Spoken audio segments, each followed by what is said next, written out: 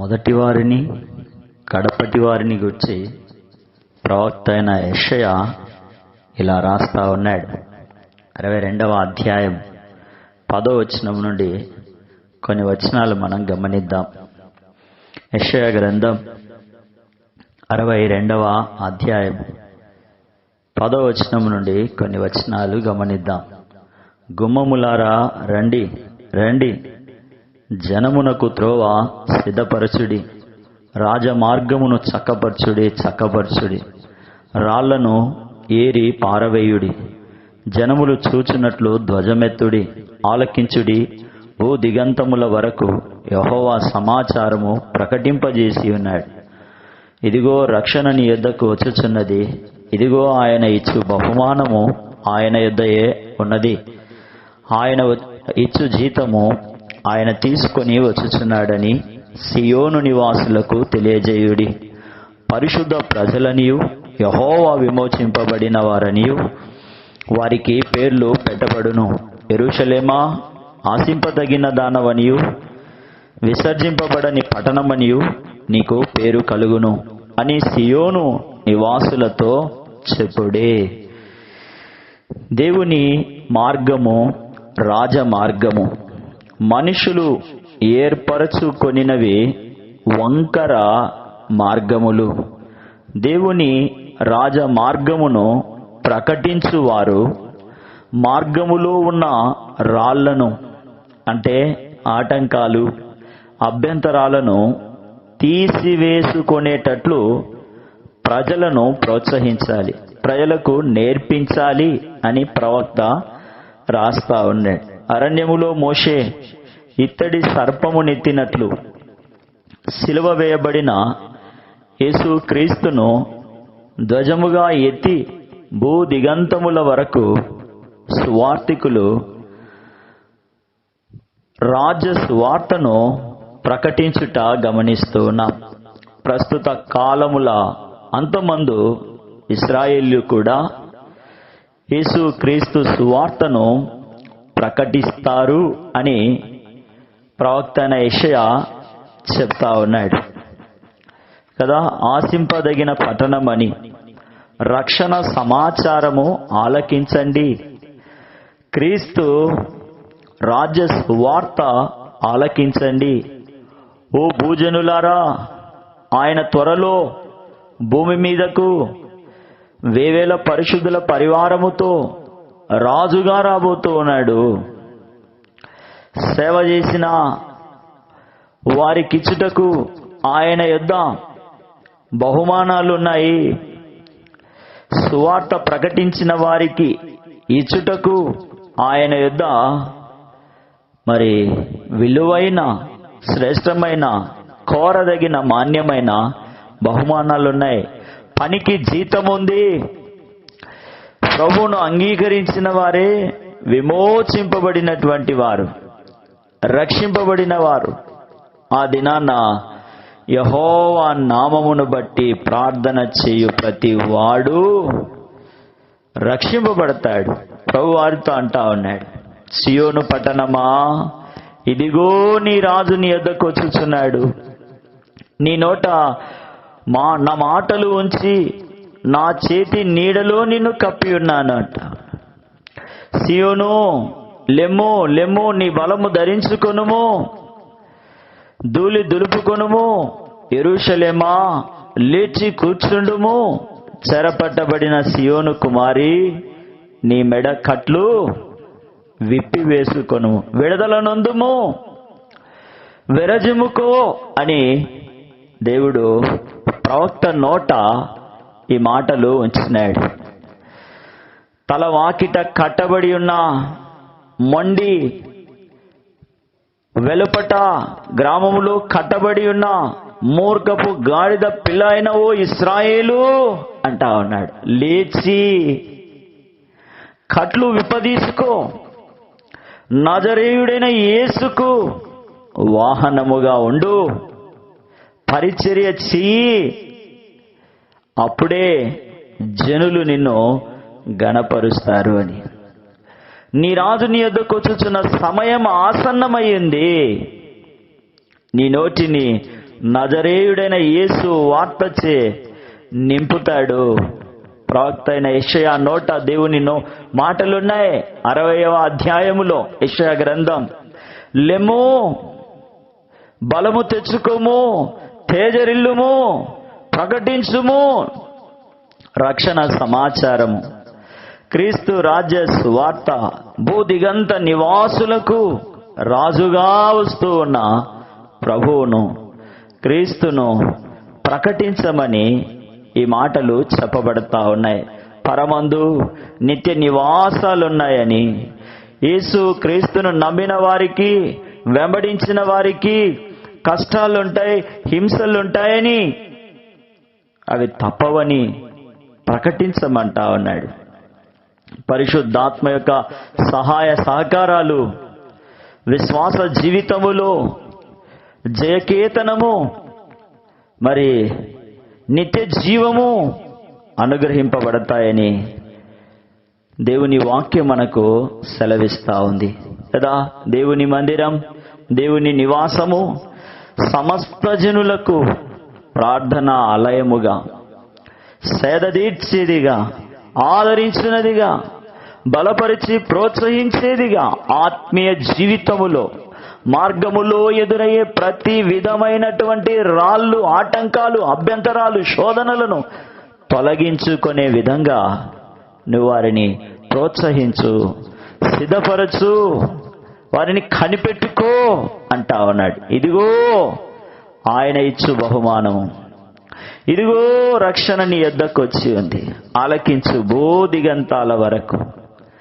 భూదిగంత నివాసులారా నా వైపు చూచి కదా, ఆయన ఇచ్చే జీతము పుచ్చుకొనడానికి, దేవుడు అనుగ్రహించే బహుమతిని, అనుగ్రహ ఐశ్వర్యమును అనుభవించుట కొరకు మరి పరిశుద్ధ ప్రజలుగా, విమోచింపబడిన వారముగా, ఆయన పేరు పెట్టబడిన వారముగా, ఆశించదగినటువంటి ఆత్మ సంబంధమైన జీవితం మనము జీవించున్నట్లు కదా, మనకున్నటువంటి కట్ల నుండి విడిపించి మనలని సరైన మార్గములో నడిపించడానికి ఇష్టపడతా ఉన్నాడు. ఇశ్రాయేలు అన్య జనుల భవిష్యత్తును ఉద్దేశించి ప్రభు కొన్ని విషయాలు చెప్తా ఉన్నాడు. మత్తయి సువార్త 20వ అధ్యాయములో ఇశ్రాయేలు దేవుడు ఏర్పాటు చేసుకున్నటువంటి ప్రజలు, మిగతా అన్యజనులు, నీవు, నేను, మనమందరము కదా ఈ మాటల యందు మనస్సు ఉంచాలని కోరబడతా ఉన్నాం. మత్తయి సువార్త 20వ అధ్యాయం, అంత్యకాలములో ఇశ్రాయేలు వారి చేత సువార్త ప్రకటింపబడుతుంది. వారు పొందబోయే బహుమానము, జీతమును గురించి యేసు క్రీస్తు ప్రభువు ఈ అధ్యాయం అంతా చెప్పుకుంటూ వచ్చినాడు. వారు పొందబోయే దేవుని ఆధిక్యతను వివరిస్తూ వచ్చినాడు. సంఘము ఎత్తబడిన తరువాత ఇశ్రాయేలీయులు దేవుని ద్రాక్ష తోటలో, ద్రాక్ష తోట అంటే కదా దేవుని పనిలో కూలికి కుదరడం, కూలితో పాటు బహుమానాలు కూడా ఉంటూ ఉన్నాయి. కూలి కావలసిన వారు బహుమానము పొందుతారు. యేసు క్రీస్తే కేంద్రముగా, యేసు క్రీస్తు ప్రభువే మార్గముగా, యేసు క్రీస్తే జీవపు దాతగా, వెలిగించే ప్రభువుగా మనకిక్కడ కనిపిస్తూ ఉన్నాడు. ఈ మొదటి 16 వచనాలు కూలికి కుదిరిన ఇశ్రాయేలును జ్ఞాపకం చేస్తూ ఉన్నాయి. యజమానికి కూలి ఇచ్చిన ఇశ్రాయేలు బహుమానాన్ని పొందుతూ ఉన్నాడు. కూలి, బహుమానాలు క్రీస్తులోనే సాధ్యమవుతాయి. కన్నులు తెరవబడిన వాడే క్రీస్తును వెంబడిస్తాడు. ఈ ఆసక్తికరమైనటువంటి ప్రకటన ఈ 20వ అధ్యాయములో మనకు కనిపిస్తుంది. తెరవబడిన కన్నులు, వెలిగింపబడిన నేత్రాలు ప్రభువును వెంబడిస్తాయి. గమనిస్తున్నారా? వెలిగింపబడిన నేత్రాలు ప్రభువును వెంబడిస్తాయి. వెలిగింపబడని నేత్రాలు కూడా ఉన్నాయి. అవి ప్రభువును వెంబడించనివిగా, యేసు క్రీస్తు ప్రభువును చూడనటువంటివిగా, చీకటిలో మరి జారా విడవబడినవిగా, పాతాళపు అగాధములో కేకలేస్తూ ఉన్నవిగా మనకు కనిపిస్తున్నాయి. అందుకే మార్గములో యేసు వెళ్తూ ఉంటే ఆ గుడివాడు కేకలేస్తా ఉన్నాడు. చుట్టూ ఉన్నవారు ఓరకుండమని చెప్పినారు, బోధకుని ఇబ్బంది పెట్టవద్దు అని. ఆయన ఇబ్బంది పడితే ఏమో నాకు తెలియదు, కానీ నాకు కన్నులు రాకపోతే, నేను వెలిగింపబడకపోతే కలిగే నష్టము, బాధ, వేదన వర్ణనాతీతమని గ్రహించినాడు. అందుకే కేకలేసి ఓరకుండమని చెప్పినంత కన్నా ఎక్కువగా, మరింత ఎక్కువగా, దావీదు కుమారుడా, దావీదు కుమారుడా, దావీదు కుమారుడా, నన్ను కరుణించుము, నన్ను కరుణించుము, నన్ను కరుణించుమని కేకలేస్తూ ఉన్నాడు. కేకలేస్తా ఉన్నాడు. నేను నీకు ఏమి చేయగోరుతున్నావు అని ప్రభు అడిగేలాగా కేకలేసినాడు. అడిగినాడు ఆయన, నేను నీకు ఏమి చేయగోరుతున్నాడు, నాకు చూపు కావాలి.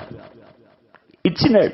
నేను నిన్ను చూడగోరుతాను, వెలిగింపబడగోరుతాను, నేను వెంబడించగోరుతా ఉన్నా కదా. కూలి, బహుమానము, యజమాని, కూలికి కుదిరిన ఇశ్రాయేలు మనకు కనిపిస్తా ఉన్నారు. కూలికి కుదిరిన ఇశ్రాయేలు కడపటి వారు, మొదటి వారు అవుతా ఉన్నారు. మొదటి వారు కడపటి వారుగా చేయబడుతా ఉన్నారు. దానియేలు గ్రంథంలో దానియేలు 70వ వారములో జరగబోయే విషయాలను, వారాంతమందున్న విషయాలను ప్రభువైన యేసు ఉపమాన రూపములో ఇక్కడ వివరిస్తూ ఉన్నాడు. దానియేలు దర్శనములో ఆ 70వ వారములో ఆ వారాంతమందు సంభవింపనయ్యున్న ఆ సంగతులను, ఆ ప్రత్యక్షతను యేసు క్రీస్తు ప్రభు ఉపమాన రీతిగా చెప్తా ఉన్నాడు. ఆ ఉపమానం మొత్తం కూడా ఇశ్రాయేలీయుల యొక్క భవిష్యత్తుకు సంబంధించింది. ఇశ్రాయేలీయుల యొక్క ఫ్యూచర్, తెరవబడినటువంటి మనోనేత్రములతో ప్రభువును వెంబడించేటటువంటి సంభవము మనకిక్కడ యేసు ప్రభువే వివరిస్తా ఉన్నాడు. యుగాంతములో పరలోక రాజ్యములో చేరే యూదులను గూర్చిన ఉపమానం ఇది. సంఘము ఎత్తబడిన తరువాత ఇశ్రాయేలు దేవుని ద్రాక్ష తోటలో కూలికి కుదిరి, ఆ కూలితో పాటు బహుమానం కూడా తీసుకుంటూ మరి ఆ పరలోక రాజ్యానికి చేరే ఆ యూదులను గూర్చిన ఉపమానాన్ని, దానియేలు పొందినటువంటి ఆ ప్రత్యక్షత, ఆ 70వ వారములో జరగబోయే వారాంతమందు ఉన్న సంగతులను ఉపమాన రీతిగా ప్రభు ఇక్కడ ప్రచురిస్తా ఉన్నాడు. మత్తయి సువార్త 20వ అధ్యాయము మొదటి వచనం నుండి గమనిస్తే, ఇంటి యజమానుడొక్కడు, అతనికి ఒక ద్రాక్ష తోట ఉంది. ద్రాక్ష తోటలో పని చేయుటకు కూలీల కొరకు పొద్దున్నే 6 గంటలకు బయలుదేరినాడు. దినమునకొక దెనారము చొప్పున పనివారితో వడవడి తన ద్రాక్ష తోటలో పని చేయడానికి వారిని పంపినాడు.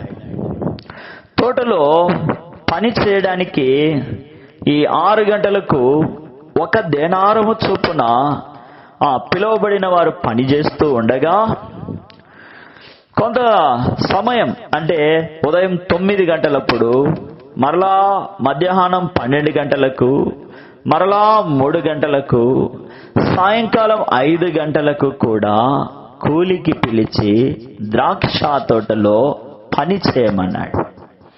ఎందుకు ఇక్కడ ఊరకున్నారు?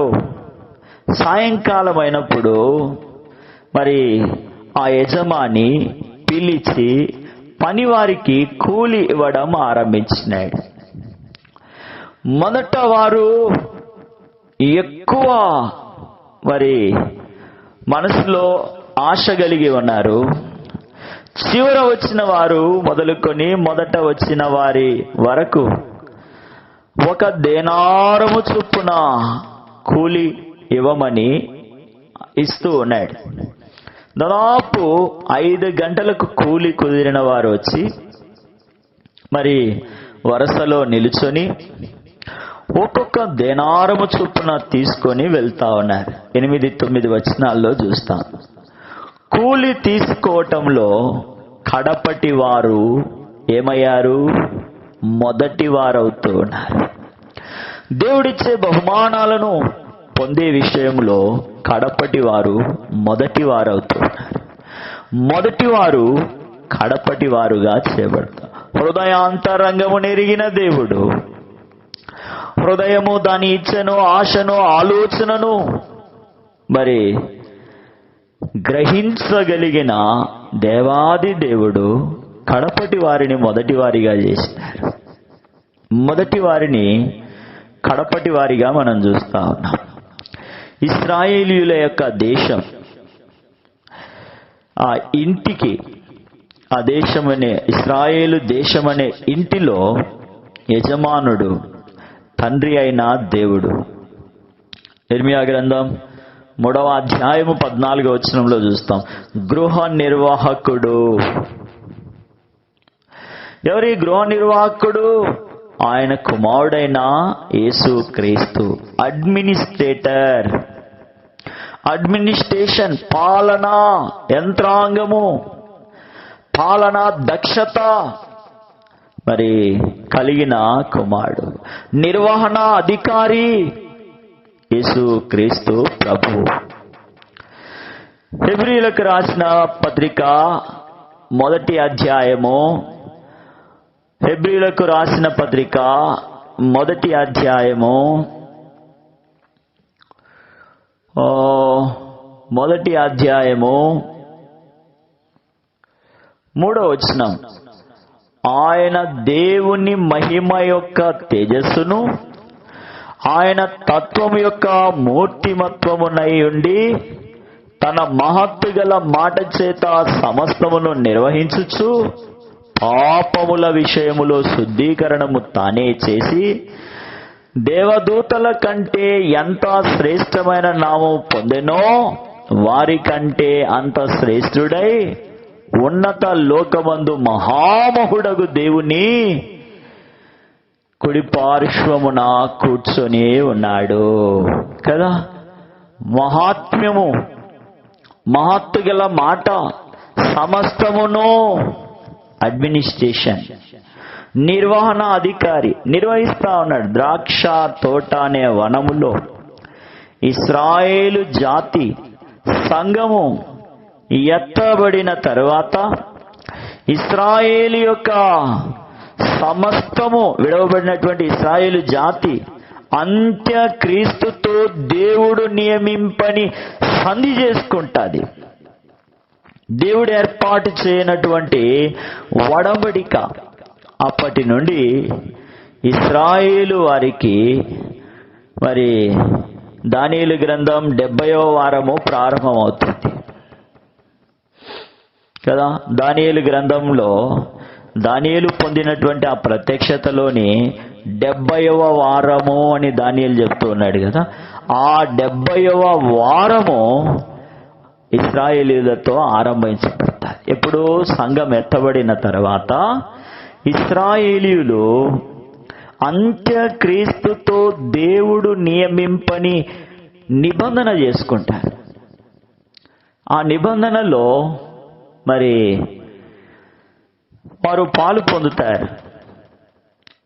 సంఘం ఎత్తబడక పూర్వము ఇశ్రాయేలు దేశంలో వాక్య ప్రకటన జరుగుతుంది. ఎత్తబడక పూర్వం మత్తయి సువార్త 24:32లో కూడా చదువుతాం.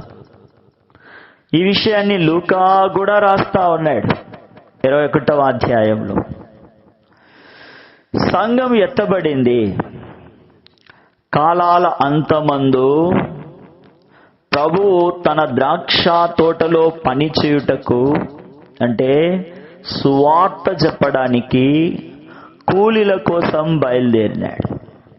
కూలికి కుదిరిన వారు ఎవరంటే ఇక్కడ యూదులే. కూలికి కుదిరిన వారు యూదులే.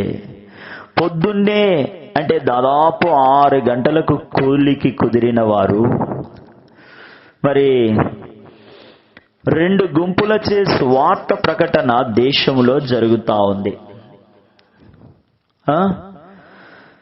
2 సాక్షులు, వారు ఏలియా వంటి ఆత్మయు శక్తి కలిగిన ఆత్మ సుసంపన్నులు, ఏలియా మరియు మోషే చేసిన సూచక క్రియల వంటివి చేస్తారు. ఎవరు? ఆ 2 సాక్షులు. ఆ 2 యూదా యువకులే, యూదులే. వారికి హాని చేయనుద్దేశించిన వారిని తమ నోటి నుండి వచ్చిన అగ్నితో దహించి వేస్తారు. ప్రకటన గ్రంథం 11వ అధ్యాయంలో చదువుతా ఉన్నాం. ప్రకటన గ్రంథం 11:5లో ఆ 2 సాక్షులకు ఎవరైనా కీడు చేయాలని ఉద్దేశిస్తే, నష్టం చేయాలని వస్తే, వారిని పడద్రోయాలని వస్తే, ఇదంతా కూడా ఒక సైన్స్ ఫిక్షన్ లాగా ఉంటది కదా. కల్పితాలు ఏవేవో తీసి ప్రజలను భ్రమపరుస్తూ ఉంటారు. ఇట్లాంటి వాస్తవాలను, యథార్థతను, ఇలాంటి నిజమైనటువంటి సంఘటనలను ప్రజల ముందుకు తీసుకొస్తే ప్రజల్లో మార్పు వస్తుంది, అవేర్నెస్ వస్తుంది, నిజమైన దేవుణ్ణి తెలుసుకుంటారు, యథార్థవంతునితో ఆనందిస్తారు కదా. ఈ 2 సాక్షులకు, ఈ యూదులైనటువంటి యువకులు, ఆ 2 సాక్షులు వారికి ఎవరైనా హాని చేయని ఉద్దేశిస్తే వారిని తమ నోట నుండి వచ్చిన అగ్నితో, వారి నోట అగ్ని ఉంది. ఏ అగ్ని? దహించు అగ్ని ఉంది. దహించు అగ్ని చేత వాళ్ళు ఏం చేస్తారంటే కాల్చి వేస్తారు. మరి వారు ఏం ప్రకటిస్తా ఉన్నారంటే, ఈయన అనగా యేసు క్రీస్తు ప్రభువు రక్తము చిందించినాడు, ప్రాణం పెట్టినాడు, దూషించబడినాడు, మన చేత బాధించబడినాడు, ఆయన ముఖం మీద ఉమి వేయించుకున్నాడు, శిలువలో మన చేత చేదు చెరకను పుచ్చుకున్నాడు, అవమానించబడ్డాడు, ఈయన దేవుని కుమారుడు అని అనేకులను, యూదులైనటువంటి వారిని, అనేక మంది యూదులను దేవుని వైపు వారు మళ్ళిస్తారు కదా. దేవుని సువార్త వారిద్దరి ద్వారా మరి జరుగుతూ ఉన్నప్పుడు వాళ్ళకి కీడు చేయాలని ఎవరైనా తలంచితే వాళ్ళ నోట నుండి అగ్ని వచ్చి ఆ కీడు చేయను ఉద్దేశించిన వారిని దహించి వేస్తారు. ఆ ప్రవచించే దినాలు వర్షము కురవకుండా ఆకాశము మూసివేసేటటువంటి అధికారం వారిలో ఉంది. నీళ్లను రక్తముగా మార్చే దైవిక శక్తితో వారు నింపబడి ఉన్నారు. వారిలో ఉన్నది తాంత్రిక విద్య కాదు, దైవికమైన శక్తి, దైవిక కృప. నానా విధములైన తెగుళ్లతో భూ నివాసులను బాధపరుస్తారు. ఎందుకయ్యా అంటే వారు దేవుణ్ణి అంగీకరించరు, దేవుని వెలుగులోనికి రావడానికి ఇష్టపడరు, దేవుణ్ణి ఎదుట సాగిలపడి స్తుతించడానికి ససేమిరా అంటారు. అందుకనే వారు నానా విధమైన తెగుళ్లతో భూ నివాసులను బాధపరుస్తారు. వారు దేవుని చెంతకు రావడానికి, యేసు చెంతకు రావడానికి, యేసు క్రీస్తు ప్రభు యొక్క కృపలో ఆనందించడానికి ఆ 70వ వారములోని మొదటి 3.5 రోజులు, అంటే 3.5 సంవత్సరాలు, అంటే దాదాపుగా 42 నెలలు ఇశ్రాయేలు దేశమందు చేసిన వాక్య ప్రకటన మూలంగా అనేక మంది యూదులు ప్రభు వైపు త్రిప్పబడతారు, యేసు క్రీస్తును అంగీకరిస్తారు. ఒక దీప స్తంభం ఏర్పడుతుంది. 3.5 సంవత్సరాల తరువాత ఈ 3.5 సంవత్సరాల్లో అనేకులు, అంటే దాదాపు 42 నెలలు అనేకులు ప్రభువును అంగీకరిస్తూ, యేసు క్రీస్తు ప్రభు నామంలో ప్రార్థన చేస్తూ, యేసు క్రీస్తు ప్రభు నామం యొక్క శక్తిని వారు ఎరిగి ఉత్సహిస్తూ ఉంటే, సంతోషిస్తూ ఉంటే, ఈ అంత్యక్రీస్తు ఓర్వలేక, సహించలేక, తట్టుకోలేక ఏం చేస్తాడంటే వీరిని ప్రభు వైపు ఎవరైతే నడిపించినారో ఆ 2 సాక్షులను చంపుతాడు. 2 సాక్షులు చంపబడి 3.5 దినముల అనంతరం, మరి ఆ 3.5 రోజులు వారు పెంటవలే వారి శవాలు పడిపోయి ఉంటాయి. మీడియాలలో, యూట్యూబ్లలో, ఇన్స్టాగ్రామ్లలో, టెలిగ్రామ్లలో, తర్వాత వాట్సాప్లలో, మెయిల్స్, ఈమెయిల్, జీమెయిల్, ఇట్లా అన్ని రకాల సోషల్ మీడియా, మరి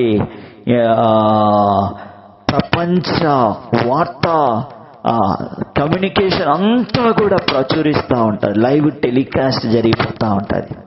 చూడు, ఆకాశాన్ని మూసివేసి నీళ్లను రక్తముగా మార్చి నానా విధమైన తెగులతో మనల్ని బాధ పెట్టిన వాళ్ళు చచ్చిపోయినారు అని వేడుక చేసుకుంటూ ఉంటారు.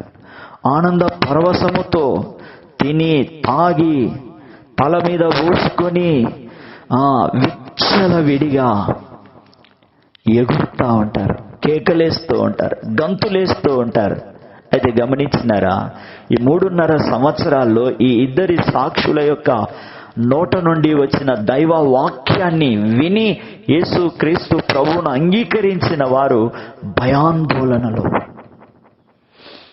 కొందరు, మరి కొందరు అయితే అయింది, పోతే పోయింది, యేసు ప్రభు కొరకు మనము ఎంత న్యాయముగా నమ్మకమునుపు జీవించినాం, పోతే ప్రాణాలే పోతాయి, మనము మెషియా వెలుగులోనికి, యేసు క్రీస్తు ప్రభు యొక్క సింహాసనం యొద్దకు మనం చేరుకుంటామని ఆనందిస్తూ ఉంటారు కదా. ఆ 3.5 సంవత్సరాల దినముల అనంతరం తర్వాత 2 సాక్షులు ఏమవుతారంటే, హఠాత్తుగా వారు ప్రాణము వచ్చి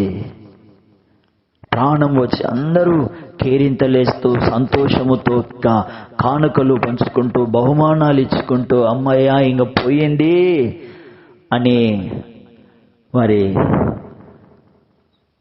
చూడండి, రిలాక్స్ అవుతున్నటువంటి ఆ సమయంలో వీళ్ళు ప్రాణము పొంది వారి ముందరే లేచి లైవ్ టెలికాస్ట్లో కనిపిస్తాయి ఇవన్నీ కూడా. ఆ సందర్భం వరకు మనం ఉంటామో ఉండమో తెలియదు, కానీ అయితే మనకు ఈ విషయాలన్నీ కూడా జాగ్రత్తగా ఉండమని జ్ఞాపకం చేస్తూ ఉన్నాయి. జాగ్రత్తగా ఉండమని జ్ఞాపకం చేస్తూ ఉన్నాయి. ఒక దీప స్తంభాన్ని ఏర్పాటు చేసినారు. ఆ స్తంభమే సంఘం. ఆ సంఘమే యేసు క్రీస్తు ప్రభునందు విశ్వాసం ఉంచిన విశ్వాసులు, క్రీస్తు రక్తములో కడగబడిన వారు. వారిని గురించే అక్కడ రాయబడి ఉంది. జకరయా గ్రంథం 4వ అధ్యాయం 2వ వచనంలో, జకరయా గ్రంథం 4వ అధ్యాయము, జకరయా గ్రంథం 4వ అధ్యాయము, జకరయా గ్రంథం మలాకికి ముందు ఉంటుంది. జకరయా గ్రంథం 4వ అధ్యాయము 2వ వచనం. నీకు ఏమి కనబడుచున్నదని అడుగగా, నేను సువర్ణమయమైన దీప స్తంభమును, దాని మీద ఒక ప్రమిదయు, దీప స్తంభమునకు 7 దీపములను, దీపమునకు 7 గొట్టములను కనబడుచున్నవి కదా. ఆ ఇద్దరి సాక్షుల వల్ల ఏర్పడిన సంఘం సువర్ణమయమైనటువంటి దీప స్తంభము అని మనం ఇక్కడ చూస్తా ఉన్నాం. ఇంకా మనం చూస్తే ప్రకటన గ్రంథం ఈ సంఘం గురించి పద్మాసు ద్వీపములో పరలోకపు దర్శనాన్ని చూసిన యేసు రొమ్మున ఆనుకొని ఉన్న ప్రియ శిష్యుడు రాస్తా ఉన్నాడు చివరి వరుసలో.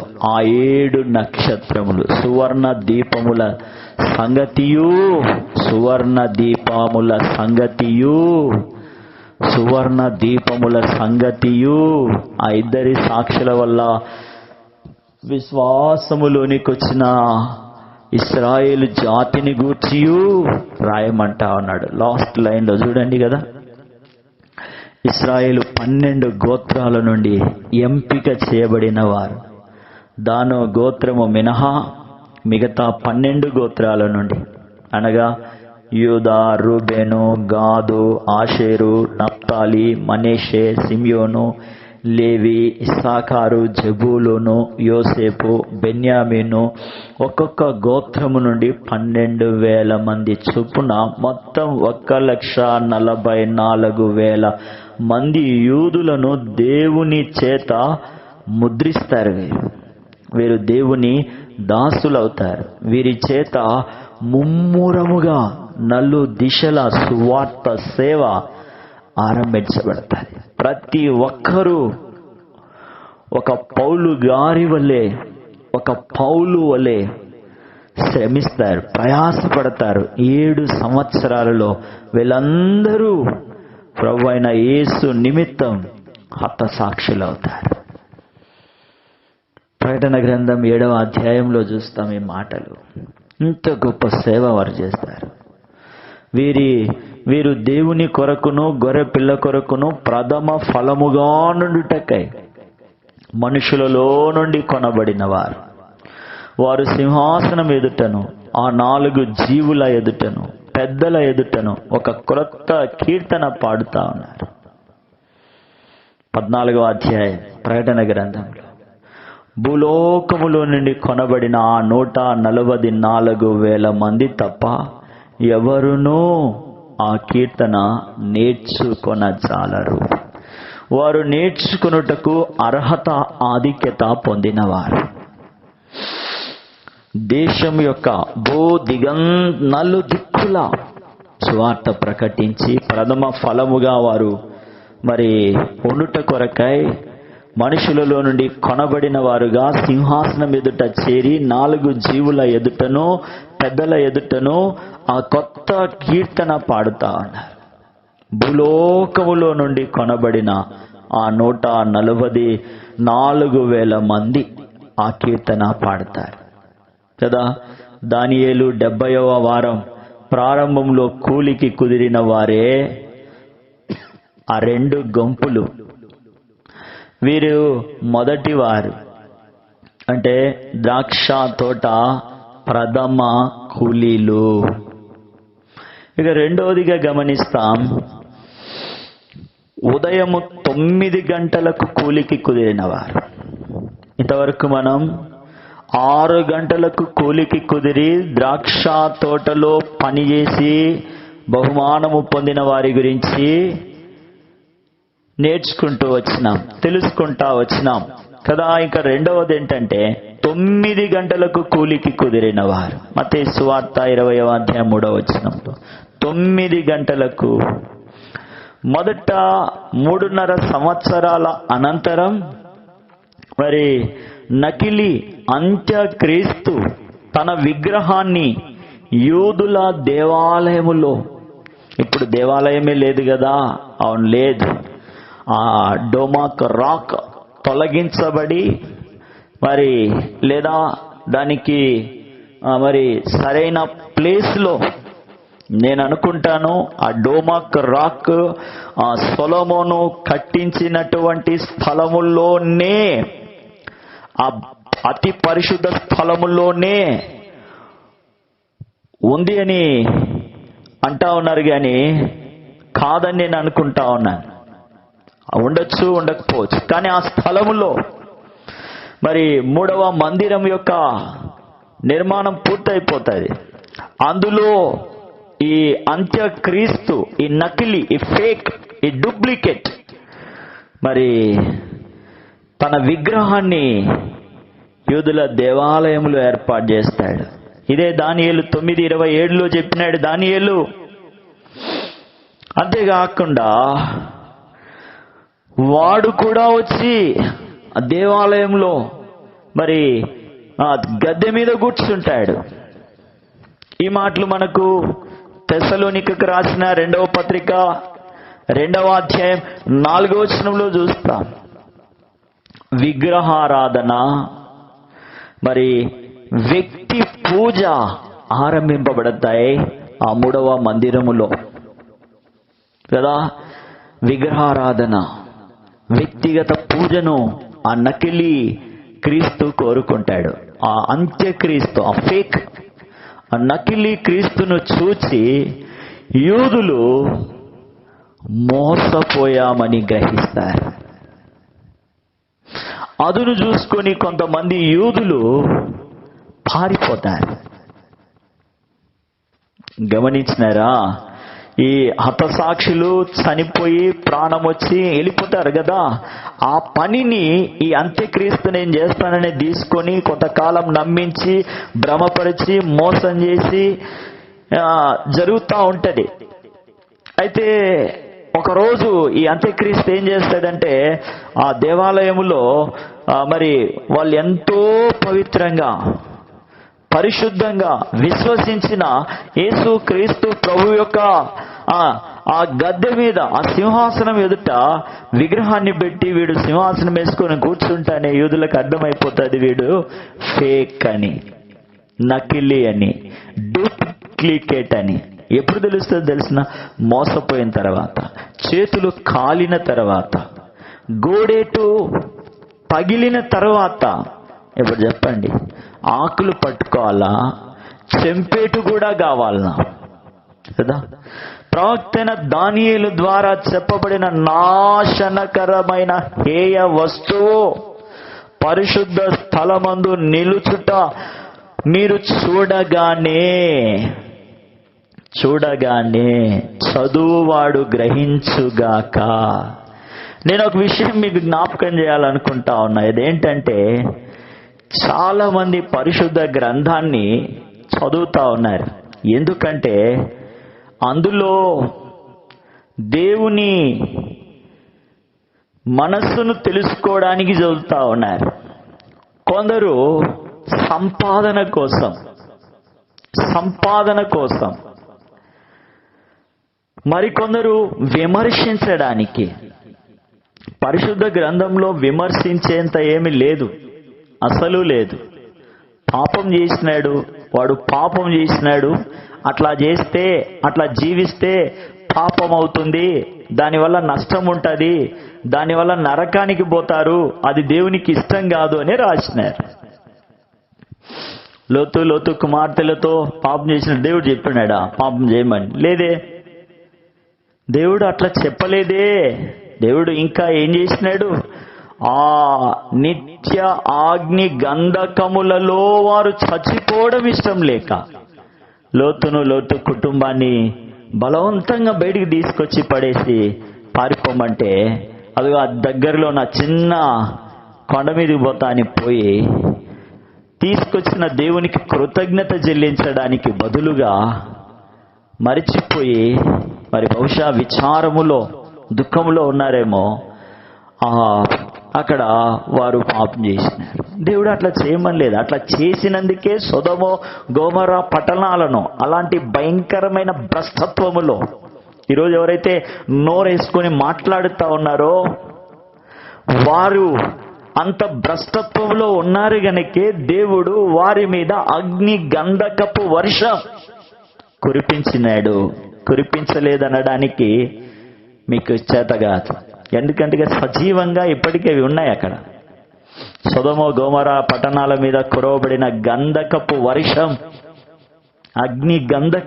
అగ్ని మరియు గంధకము కురిసి వారు బూడిదైపోయినారని.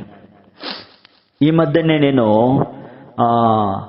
BBC ఏదో ఛానల్లో చూసినాను, నేషనల్ జియోగ్రఫిక్ అదేదో ఒక ఛానల్లో చూసినాను.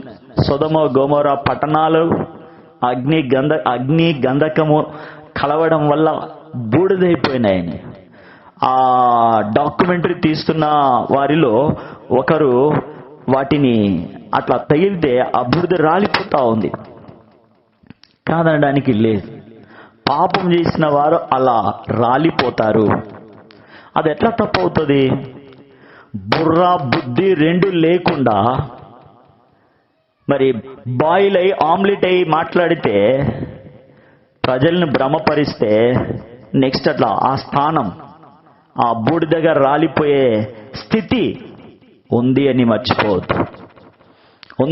మర్చిపోవద్దు. లేనిపోనిది ప్రజల్లోకి తీసుకొని వచ్చి కల్పితాన్ని నిజమని కలగా పొలగం బిస్మిల్లా బాతులాగా మారిస్తే రాలిపోతాం. జాగ్రత్త. నేను కొడితే అది చాలా స్వల్పంగా ఉంటుంది. అదే దేవుడే కొడితే తేరుకోవడానికి వీలు కాదు, సాధ్యపడదు. డైవర్ట్ అయితే, మారు మనసు పొందితే, యేసు వైపు వస్తే, సరైన మార్గములోనికి వచ్చి అనేకులను దేవుని మార్గములోనికి నడిపించడానికి ప్రయత్నిస్తే అందరూ మెచ్చుకుంటారు. కానీ డబ్బులు సంపాదించుకోవడానికి, బతకడానికి, బట్టగట్టడానికి, తిండి కోసం లేనిపోని అబద్ధాలను చెప్పి ఉదయం లేస్తే మళ్ళీ నిద్రపోయేంత వరకు ఇవే ప్రపంచములో ఉన్న అత్యధిక క్రైస్తవుల ద్వారా మరి ఈ సంపాదన పొందుతూ చేస్తూ ఉన్నటువంటిది సుఖిస్తుందని, సంతోషాన్ని ఇస్తుందని అనుకుంటూ ఉన్నావు. ఒకరోజు అది నిలువునా నిన్ను దహించి వేస్తుంది. అప్పుడు కనిపిస్తుంది నీకు ఉపయోగం ఉండదు. నీలాగే చివర్లో ఏడుస్తా ఉన్నాడు.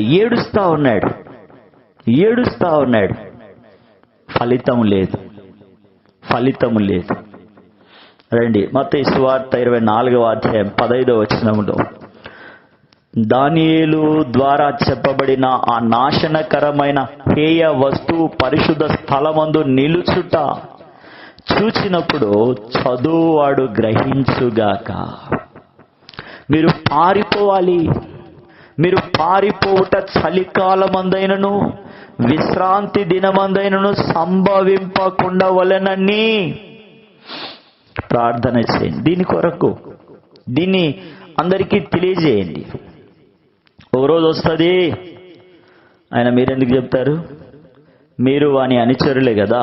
ఆ అంత్యక్రీస్తు ఆ అబద్ధికుని సంతానమే కాబట్టి మీరెందుకు చెప్తారు?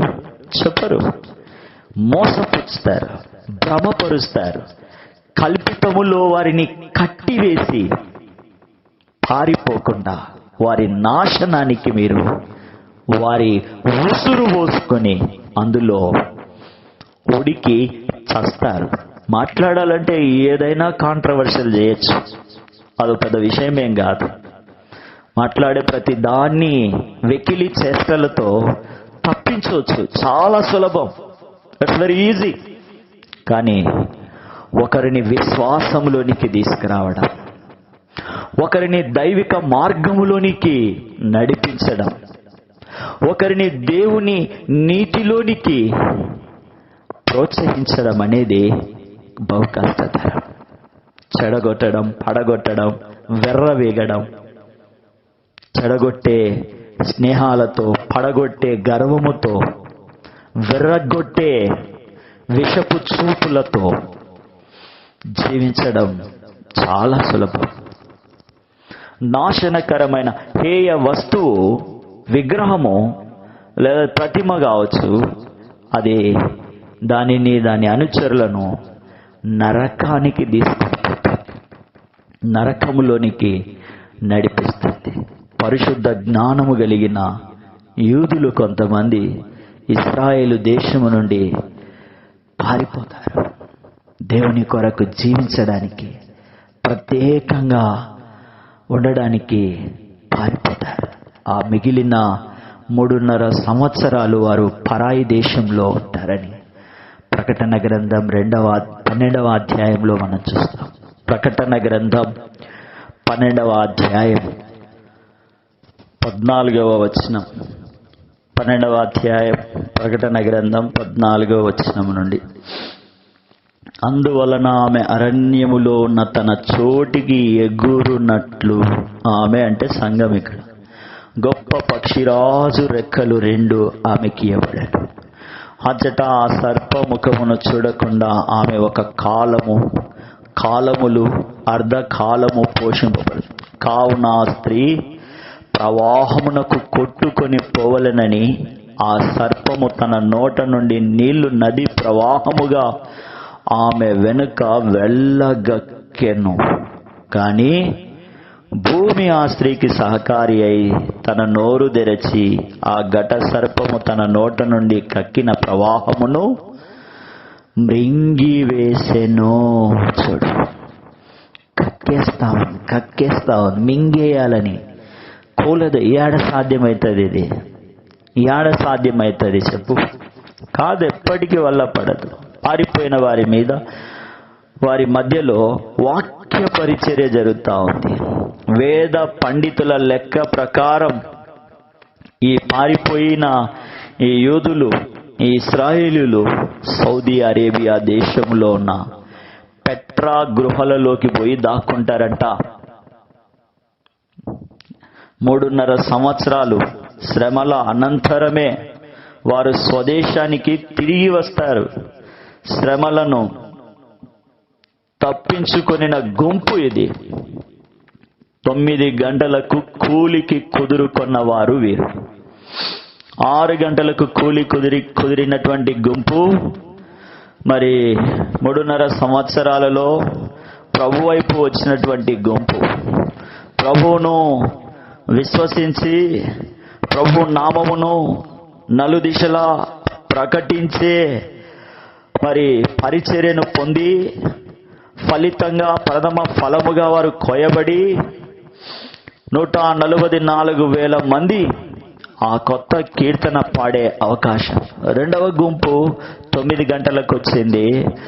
వీరు ఆ హేయమైనటువంటి దాన్ని, ఆ మోసాన్ని చూసి మరి పారిపోయి మరి దాక్కొని ఆ శ్రమలైన తర్వాత మరి ఆ 9 గంటలకు కూలికి కుదురుకున్న వారి గురించి, ఆ తప్పించుకున్నటువంటి గుంపుని గురించి చెప్పినాడు. మూడవదిగా మధ్యాహ్నము 12 గంటలకు కూలి కుదిరిన వారు. మధ్యాహ్నము 12 గంటలకు కూలికి కుదిరినటువంటి వారు. మత్తయి సువార్త ఇది మనం చదివినాం కదా, 20వ అధ్యాయంలో 20వ అధ్యాయము 15వ వచనంలో ఈ 12 గంటలకు కూడా వారు కూలికి పిలువబడతా వచ్చినారు. 15వ వచనం, నాకిష్టము వచ్చినట్లు నా సొంత సొమ్ముతో చేయుట న్యాయము కాదా? నేను మంచివాడనైనందున నీకు కడుపు మంటగా ఉన్నదా అని చెప్పాను. ఈ ప్రకారమే కడపటివారు మొదటివారు అగుదురు, మొదటివారు కడపటివారు అగుదురు. దాదాపు 12 గంటలకు, 5వ వచనంలో దాదాపు 12 గంటలకు, మధ్యాహ్నం 12 గంటలకు ఎండ తీవ్రత శ్రమను జ్ఞాపకం చేస్తా ఉంది. దేశంలో యూదులు మహాశ్రమలలో పాలు పొందుతూ ఉన్నారు. ఆరంభమైనాయి. క్రీస్తు విరోధిని తప్పించుకొని యూదులలో మరి కొంతమంది అనేక దేశాలకు పారిపోతారనే యెషయా ప్రవక్త నోట దేవుడి మాట పలికించినాడు. యెషయా గ్రంథం 11వ అధ్యాయము 11వ వచనంలో ఆ మాటలు మనకు కనిపిస్తాయి. ఆ దినమున శేషించు తన ప్రజల శేషమును అష్షూరులో నుండి, ఐగుప్తులో నుండి, పత్రోసులో నుండి, కూషులో నుండి, ఎలాములో నుండి, షినారు నుండి, హమాతు నుండి, సముద్ర ద్వీపములలో నుండి విడిపించి రప్పించుటకు యెహోవా రెండవ మారు తన చెయ్యి చాచును. జనములను పిలుచుటకు ఆయన యొక్క ధ్వజము నిలవబెట్టును. భ్రష్టులైపోయిన ఇశ్రాయేలును పోగు చేయును. అషూరు, ఐగుప్తు, పత్రోసు, కూషు, ఏలాము, షీనారు, హమాతు, సముద్ర ద్వీపములు, మరి భూమి యొక్క 4 దిగంతములో ఇంకనూ ఈ విషయాన్ని లేఖనాలలో మనం చూస్తాం. వారిలో తప్పించుకొనిన వారిని, విల్లు కాండ్రైన తర్షీషు, పూలు, లూదు అను జనుల యొద్దకును. యెషయా గ్రంథం 66, యెషయా గ్రంథం 66 19లోనే ఈ విధంగా రాయబడి ఉంటది. ఏమనంటే, నేను వారి ఎదుట ఒక సూచక్రియను జరిగించదను, వారిలో తప్పించుకొనిన వారిని విలుకాండ్రైన తర్షీషు, పూలు, లూదు అను జనుల యొద్దకును, తుబాలు, యువాను నివాసుల యొద్దకును నేను పంపెదను.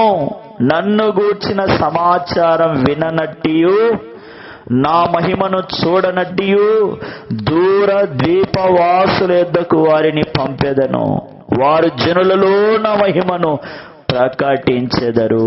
ఇశ్రాయేలు పవిత్రమైన పాత్రలో నైవేద్యమును యెహోవా మందిరములోనికి తెచ్చున్నట్లుగా గుర్రముల మీదను, రథముల మీదను, డోలీల మీదను, కంచర గాడిదల మీదను, ఒంటెల మీదను ఎక్కించి సర్వ జనులలో నుండి నాకు ప్రతిష్ఠిత పర్వతమగు యెరూషలేమునకు మీ స్వదేశీయులను యెహోవాకు నైవేద్యముగా వారు తీసుకుని వచ్చెదరని యెహోవా అండి అందరినీ కూడా సమకూరుస్తాడంట. వారు అంటే ఇక్కడ ఇశ్రాయేలు. దేవుని ఉగ్రత భూజనుల మీద కుమ్మరింపబడుతుంది. భూజనుల నాలుకలు కరుచుకుంటారు. ఆ సంకట క్లిష్ట సమయములో పరదేశులలో సువార్తికులుగా ఉన్న యూదులు ఆకలి దాహము కలిగి వస్త్రహీనులై సంచరిస్తున్నటువంటి రోగులు, చెరసాలలో వేయబడినటువంటి వారు క్రీస్తు రాజ్య సువార్త బోధిగంతములు ప్రకటించుచు యూదులే ఆ బోధిగంతముల వరకు ప్రకటించడానికి వెళ్ళిన ఆ యూదులే ఈ 12 గంటలకు కూలికి కుదిరిన వారు. ఆ సమయంలో భూమి క్రీస్తు విరోధి పాలన ఉంటుంది. ఆ అంత్యక్రీస్తు 666 అనేటువంటి ముద్ర శరీరాల మీద వేయిస్తూ ఉంటాడు. యూదులు దానిని అంగీకరించరు. అందుకనే శిరచ్ఛేదనం చేస్తూ ఉంటారు. వారి సంఖ్య 100,000గా ఉంటుంది. క్రీస్తు నామం కొరకు హతసాక్షులైపోతారు. ప్రకటన గ్రంథం 15వ అధ్యాయము, ప్రకటన గ్రంథం 15వ అధ్యాయము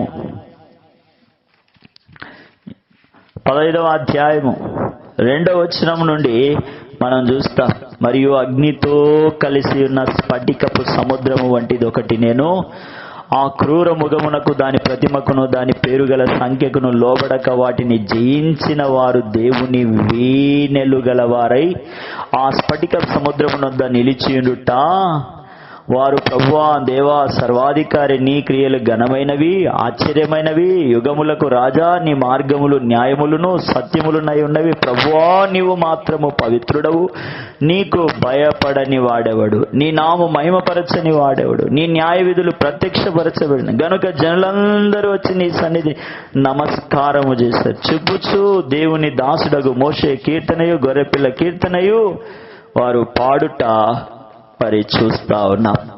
క్రీస్తు నామము కొరకు హతసాక్షులైనటువంటి వారు ఎవరు? 12 గంటలకు కూలికి కుదిరినటువంటి వారు ఎవరు? యూదులే. ప్రభు యొక్క రాజ్య సువార్త బోధిగంతముల వరకు తీసుకెళ్ళినటువంటి వారు. 4వదిగా మత్తయి సువార్త 20వ అధ్యాయం 5వ వచనంలో 2వ వరుసలో 3 గంటలకు కూలికి కుదిరిన వారు. దానియేలు 70వ వారంలోని చివరి భాగములో సాతాను, అబద్ధికుడు, అంత్యక్రీస్తు, ప్రవక్త, అబద్ధ ప్రవక్త నోట నుండి 3 అపవిత్రాత్మలు బయలుదేరి ఇశ్రాయేలు దేశమునకు వ్యతిరేకంగా లోకమంతటా ఉన్న అన్య దేశముల రాజులను వారి సైన్యమును హర్మెగ్దోన్ అను చోటికి పోగు చేస్తాడు. 16వ అధ్యాయం ప్రకటన గ్రంథం 12వ వచనం నుండి చూస్తాం. చూడండి, 6వ దూత తన పాత్రను యూప్రటీస్ అను మహానది మీద కుమ్మరింపగా తూర్పు నుండి వచ్చు రాజులకు మార్గము సిద్ధపరచబడినట్టు దాని నీళ్లు ఎండి మరియు ఆ ఘట సర్పము నోట నుండి, క్రూరముఖము నోట నుండి, అబద్ధ ప్రవక్త నోట నుండి కప్పల వంటి 3 అపవిత్ర ఆత్మలు బయలువెడలగా చూచి తిని. అవి సూచనలు చేయునట్టి దయ్యముల ఆత్మలే. అవి సర్వాధికారి అయిన దేవుని మహాదినమున జరుగు యుద్ధమునకు లోకమంతట ఉన్న రాజులను పోగు చేయవలనని వారి యొద్దకు బయలు వెళ్ళి హెబ్రీ భాషలో హర్మెగిద్దోన్ అను చోటునకు వారిని పోగు చేసింది. ఇదిగో నేను దొంగ వలె వచ్చుచున్నాను. తాను దిగంబరుడిగా సంచరించుచున్నందున జనులు తమ దిశములను చూతురేమో అని మెలకువగా ఉండి తన వస్త్రము కాపాడుకున్నవాడు. రక్షణ అనే వస్త్రం ఇవ్వబడింది కదా, దాన్ని కాపాడుకుంటూ ఉండాలని చెప్పబడతాం. చూడండి, యెరూషలేము పట్టణము పట్టుబడుతుంది. మధ్యాహ్నం 3 గంటలకు ఎండ తీవ్రత హెచ్చుగా ఉన్న సమయంలో వీళ్ళు కూలికి కుదిరినారు. చూడు, శ్రమలు బాగా పీక్ స్టేజిలో ఉన్న సమయంలో మరి ఈ 3 గంటలకు స్వార్థ పనిలోకి వచ్చినారు. పట్టణం పట్టబడటం, ఇల్లు కొల్లగొట్టబడతాయి, స్త్రీలు చెరపబడతారు, పట్టణంలో సగం మంది చెరపబడిపోతారు, చెరగొనబడిపోతారు. జకరయా గ్రంథం జకరయా గ్రంథం 14వ అధ్యాయం 2వ వచనం, ఏలయనగా యెరూషలేము మీద యుద్ధము చేయుటకు నేను అన్య జనులనందరినీ సమకూర్చవచ్చు. పట్టణము పట్టబడును, ఇల్లు కొల్లపెట్టబడును, స్త్రీలు చెరపబడుదురు, పట్టణములో సగం మంది చెరపట్టబడిపోదురు. అయితే శేషించిన వారు నిర్మూలము కాకుండా పట్టణములో పరిస్థితులు బహుక్లిష్ట పరిస్థితులు. యుద్ధమాడే యూదులు వీరే. ఈ మధ్యాహ్నం 3 గంటలకు కూలికి కుదిరిన వారే యుద్ధమాడుతూ ఉన్నారు. ఆ సమయంలో పట్టణం పట్టబడి, ఇల్లు కొల్లపెట్టబడి, స్త్రీలు చెరపబడి, చెరగొనబడి, పట్టణంలో సగం మంది చెరకెళ్ళిపోతూ ఉంటే శేషించిన వారి మాత్రమే అక్కడ నిలిచి ఆ సంఘటన హృదయ బాధాకరం కదా. చూడండి, యూదులకు అన్యులకు యుద్ధము జరుగుతుంది. మధ్యాహ్నం 3 గంటలకు ఎంత తీవ్రత. యూదులు దేశంలోనున్న యూదా దేశంలో ఉన్న యూదులకు మరి బోధిగంతములలో ఉన్న అనేక మంది అన్య రాజులను సమకూర్చుకున్న ఆ అంత్యక్రీస్తు, అబద్ధ ప్రవక్త, ఆ సాతాను ఆ 3 ఆత్మలు బయలుదేరి హర్మెగిద్దోన్ అనే చోటికి తీసుకొచ్చి యుద్ధం చేస్తూ ఉంటారు. బహు కష్టంగా, బహు ఘోరంగా యుద్ధం జరుగుతూ ఉంది. దేవుడే మరి ఆ యుద్ధంలో ఇశ్రాయేళ్లకు జయమిస్తాడని మనం చూస్తాం. మత్తయి సువార్త 20వ అధ్యాయం 6వ వచనంలో సాయంకాలము 5 గంటలకు కూలికి కుదురుకున్నవారు, సాయంకాలం 5 గంటలకు కూలికి కుదురుకున్నవారు ఎవరు? వీరు శేషించిన వారు. పట్టబడిన తరువాత, కొల్ల పెట్టబడిన తరువాత, చెరపబడిన తరువాత, చెరకు కొనిపోబడిన వారి తరువాత నిర్మూలము కాక పట్టణములో నిలిచిన శేషించిన జనం.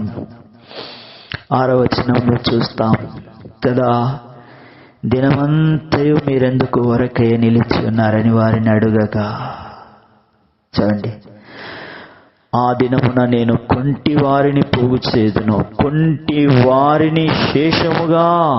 జకరయా గ్రంథం 14:2లో చదివినాం కదా, శేషించిన వారు నిర్మూలము కాకుండా పట్టణములో నిలుతురని.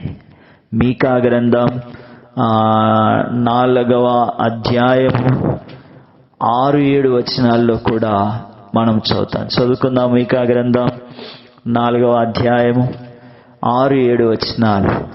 6వ వచనం, ఆ దినమున నేను కుంటి వారిని పోగు చేదు, అవతలకు వెళ్ళగొట్టబడిన వారిని, బాధింపబడినటువంటి వారిని సమకూర్చు. ఇదే కుంటి వారిని శేషముగాను, దూరమునకు వెళ్ళగొట్టబడిన వారిని బలమైన జనముగాను. ఇది చూడండి, శాశ్వత కాలము వరకు వారికి రాజుగా. మరి అక్కడ మనం చూస్తాం, యెరూషలేము పట్టణములో నిలిచి ఉన్న యూదులను దేవుడు కుంటివారు, లేఖనంలో కుంటివారు అంటా ఉంది. పట్టణములో నిలిచిన యూదులు ఎక్కడకు పోలేదు, పారిపోలేదు. కుంటివారు ఇంటి పట్టున ఉండుట సాధారణమైనటువంటి విషయము. పట్టణమును కనిపెట్టుకొని ఉండి హతము కాకుండా ఉన్నవారు వీరే. సాయంకాలం 5 గంటలకు పనికి కుదురుకున్నవారు. సాయంకాలం 5 గంటలకు ఎండ బాగా తగ్గుముఖం పడుతుంది కదా, సమయం సమాప్తమైనది అని మనం చూస్తాం. సమయం సమాప్తమైనది, అన్యజనులకి ఇయ్యబడిన సమయం సమాప్తమైనది.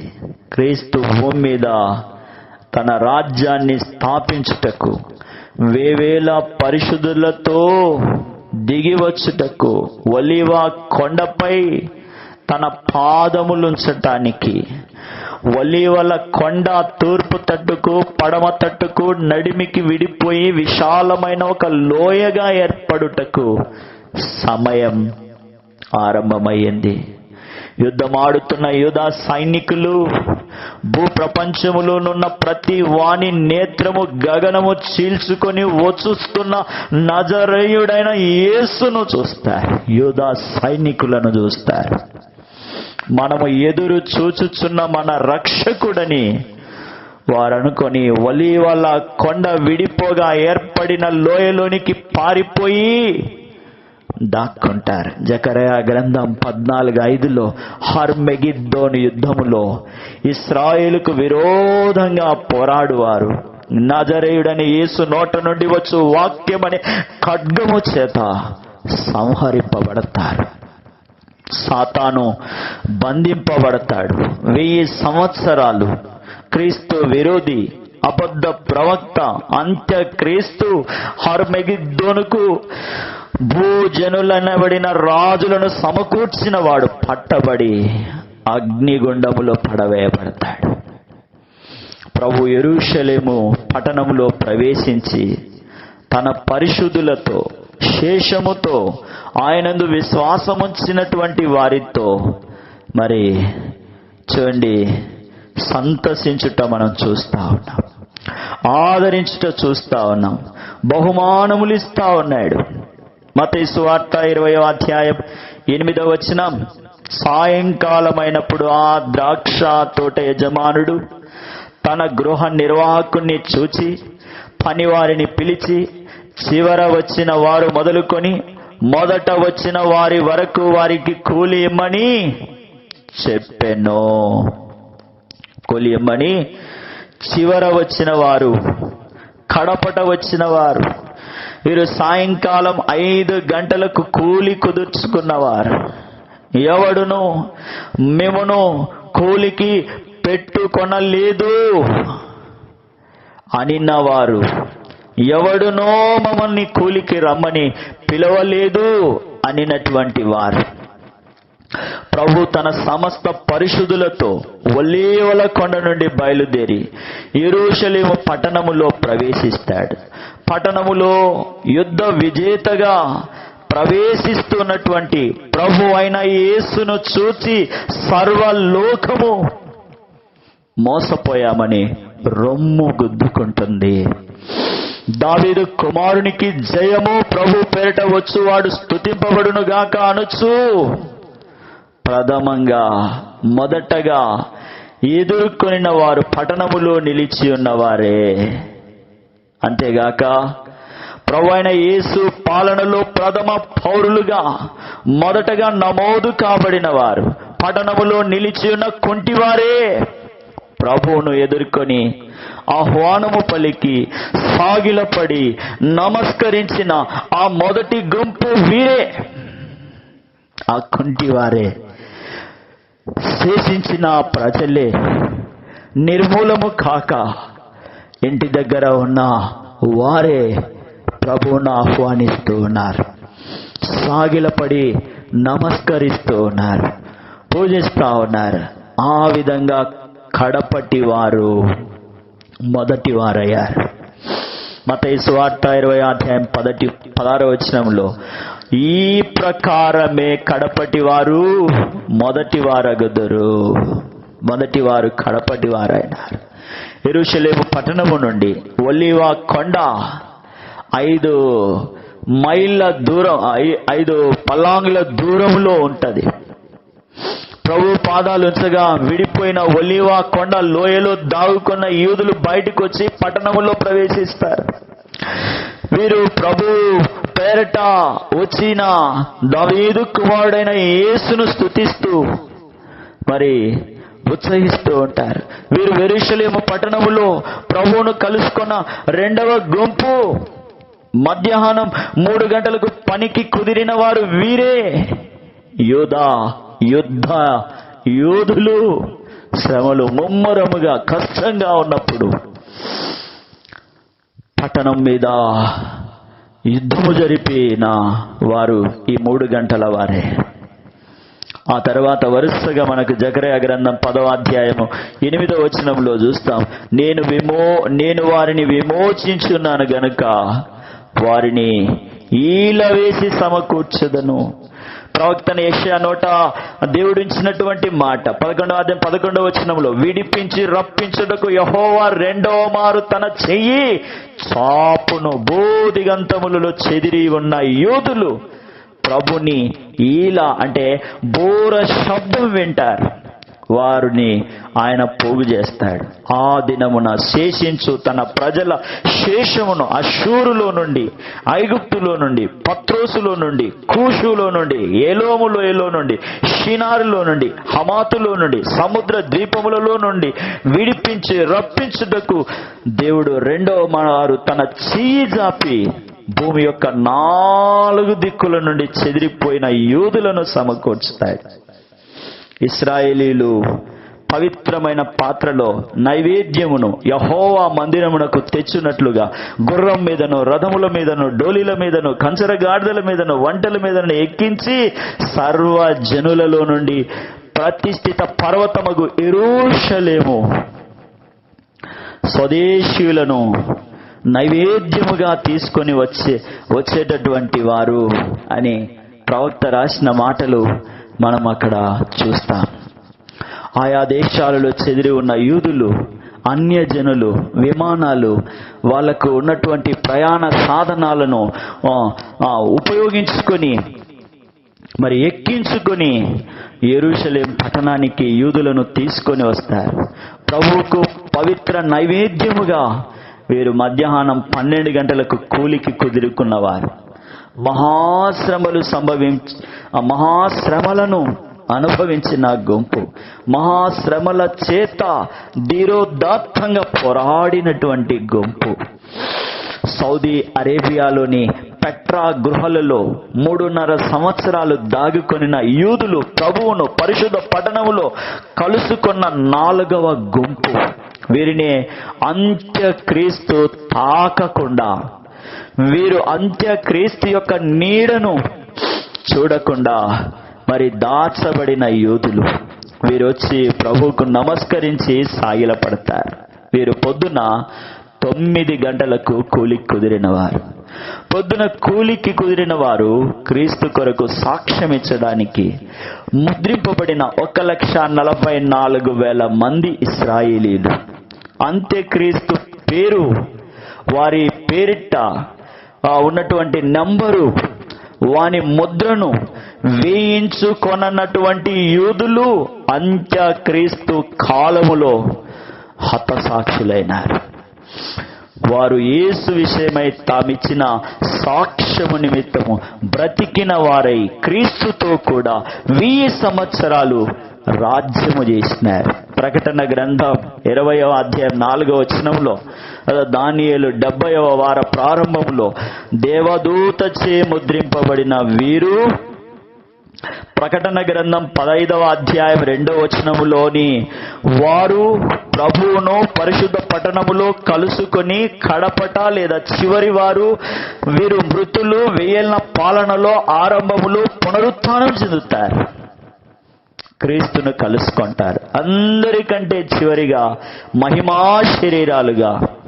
ఈ విధంగా మొదటి వారు కడపటి వారైనారు కదా.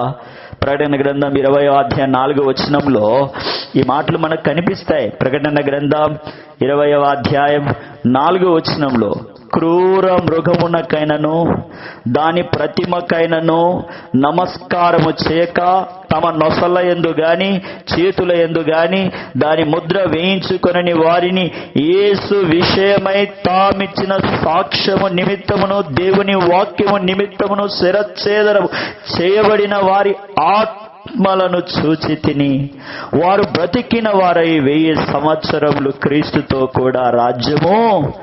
ఇదే మొదటి పునరుత్థానం. వీరు దేవునికిని క్రీస్తునకును యాజకులై 1000 సంవత్సరములు రాజ్యం చేస్తారు. అర్థమవుతుందా? ఆ ముద్ర లేకపోతే తిండి ఉండదు, ఆ ముద్ర లేకపోతే నీళ్లుండవు. ఆ తిండి కోసం, ఆ నీళ్ల కోసం ముద్ర వేసుకొని అపవిత్రపరచబడుట ఇష్టము లేక ఆకలితోనే దప్పికతోనే కుసించి మరి శిరచ్ఛేదనం చేయబడి చచ్చినటువంటి వీరిని దేవుడు విందుశాలకు తోసుకొని వెళ్తున్నాడు. 1000 సంవత్సరములు వారితో రాజ్యం చేస్తూ ఉన్నాడు. అదే మత్తయి సువార్త 20వ అధ్యాయం 2వ వచనములో, దానియేలు గ్రంథంలో 70వ వారములో దానియేలు చూసిన దర్శనములో చెప్పబడిన 70వ వారములో సంభవించిన ఆ సంభవం ఉపమాన రీతిగా మత్తయి సువార్తలో యేసు ప్రభు చెప్తూ వచ్చినాడు.